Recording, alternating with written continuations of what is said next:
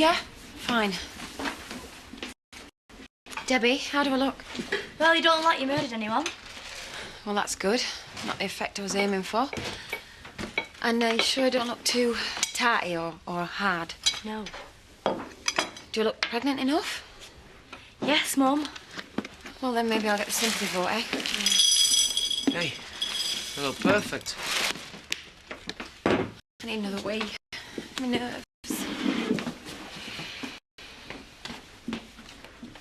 Are you all right? Have you two stopped arguing? Yeah, totally. Three of us, we're a team. Well, then I'm all right. And,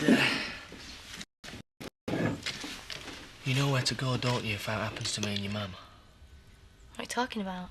Well, supposing I wasn't around. What do you mean? Just supposing. Zach and Lisa will take care of you, OK? Well, it's Mum that's on trial, not you. Right. Well, as long as you know that, eh?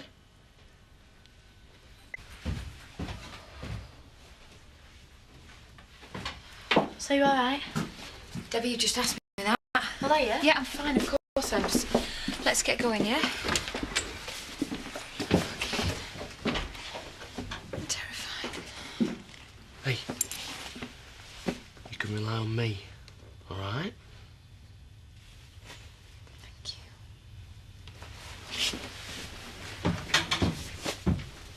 Okay. I hate places like this. Mine's better than being in that church, innit? Oh, yeah. Anyway, we're here now. Let's make the best of it, all right? Oh, I'm so excited. Do control yourself. This is a solemn occasion. Shall we have a bet? I reckon she's going down. I put £1 on it. I bet she wriggles out of it. This is highly inappropriate. Do remember I'm a witness. I'd hate to think any of you were taking this lightly. We know how to behave in a court of law, don't you worry. Oh, look, there she is!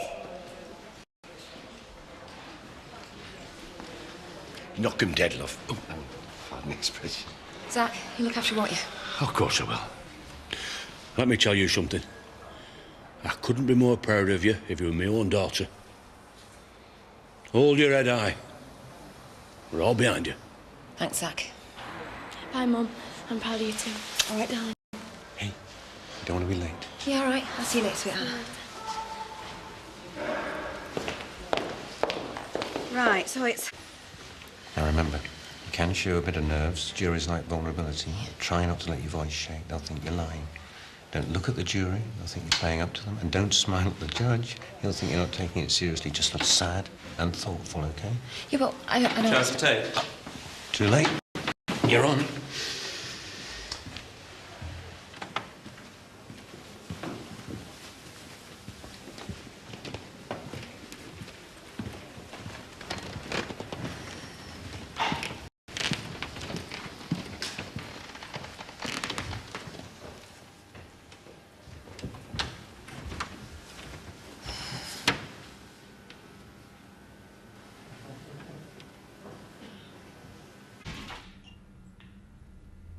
Charity Tate, you are charged that you did on the 17th of September last murder Christopher Tate at your home in Emmerdale, contrary to Section 1, Criminal Attempts Act 1981, and the common law.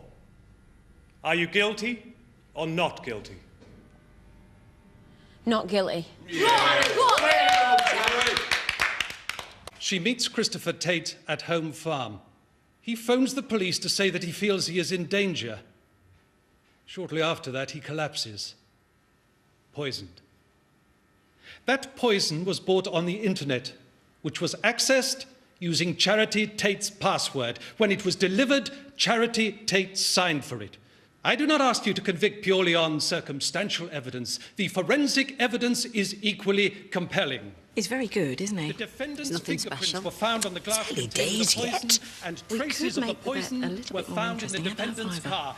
Add Fine to by this the me. fact She that she is so changed her guilty. story twice. Hey, we don't want to hear When that questioned word. by the police, and I believe there is no reasonable doubt that Charity Tate killed her husband. Justice demands that she goes to prison for this callous murder, motivated by passion, greed, and common spite. Was the cyanide found anywhere on Mr. Tate's person? No, it was not. It's therefore a reasonable assumption, isn't it, that Mr. Tate did not himself handle the poison? Objection, my lord. The prosecution is leading the witness. Go on, my son. That's my man. Sustained. The witness will not answer the question. See. Shall we call it a tenner? Whose fingerprints were found on Mr. Tate's glass? Mr. Tate's and Mrs. Tate's. Whose computer was used there to now. order the cyanide? Mrs. Tate's. And whose login details were used? Prosecutor's very good. No further questions, my lord. And quite dishy. Does the defence wish to cross-examine? Briefly, my lord. Dr. Dolan, is it not true that anyone could have bought the poison using my client's computer and her login details? Anyone who knew Mrs. Tate's login details and had access to the computer could have bought the poison, yes. Thank you. The witness may stand down. Oh, she's looking very worried. I don't blame her. I've got a tenner on her going down. My lord, I would like to call my second witness, Mrs. Edna Birch. Mrs. Edna Birch.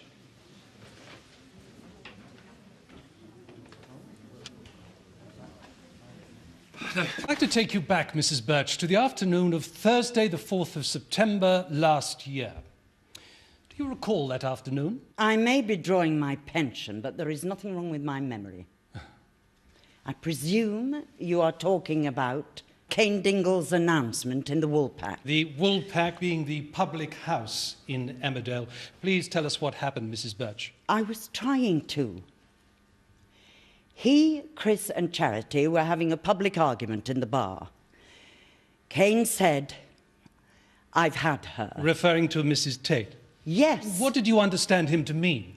If you will let me finish, I will tell you. We don't want to hear it anyway. Silence. Cain then apologised to me for keeping me awake. I told him I didn't know what he was talking about. He then made it clear that he and Charity had had carnal relations in the house next door to mine. He also... Not going too well, is it? Oh, I don't know. Many more Such like as? her. And they'll all be feeling sympathetic towards Charity. The village car park and the toilets in the Woolpack. Did Mrs. Tate deny this? No, she didn't. And Mr. Tate seemed to be aware of it too. Thank you, Mrs. Birch. No further questions. Mr. Willis, No questions, my lord. the witness may stand down. My lord, I would like to call Cain Dingle. Got there that night, she was standing over the body and he was already dead. I thought you would try and pin it on me, so I said, "Let's run," but she panicked. So I robbed the cupboard and left her standing there. She's the one you want, Charity. Is that a true record of the statement you made on the 6th of October last year? That's what I said, yeah. Silence in court. Silence. Now, let me take you back. Hang on. I've got another statement to make. This is not the time or place. Let me take Charity is innocent. The jury will ignore that remark. Mr. Dingle, you are obliged to answer the question and refrain from making any further comment. When did you arrive at Home Farm on the night of Mr. Tate's death? She's innocent. Chris Tate's trying to frame her. Go for it, son. If you do not comply, you're at risk of being in contempt of court. Contempt of court, you're not kidding. When did you arrive at Home Farm on the night of Mr. Tate's death? This is the same Mr. Tate who framed Charity, right? Mr. Dingle, you will find yourself locked up if this continues. We'll bring it on. One last chance. Will you answer the question? Nice wig, by the way. You got nose and glasses to match, eh? I hereby hold you in contempt of court and sentence you to 30 days in prison. Take him away. She's innocent. You're all being taken for a ride by Chris Tate. He's having a laugh. Get your hands off me. And I wasn't at Home Farm that night. You know where I was? Disneyland. Charity. Charity, don't let them grind you down. You just hang on in there, eh? Debbie. Debbie, I'll see you in a month, kid. A month, yeah?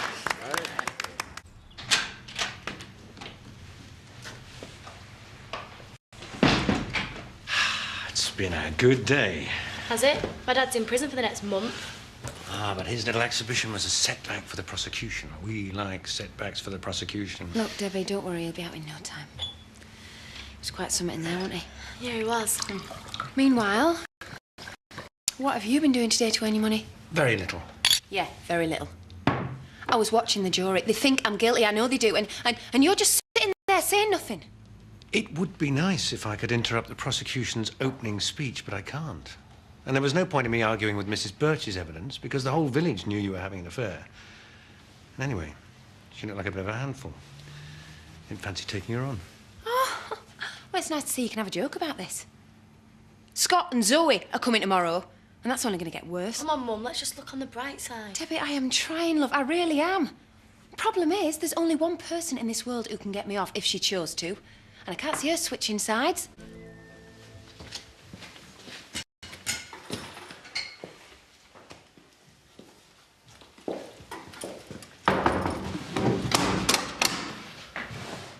All right.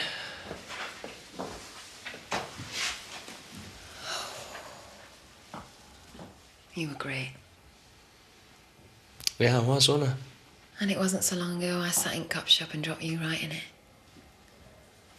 Why'd you stand up for me?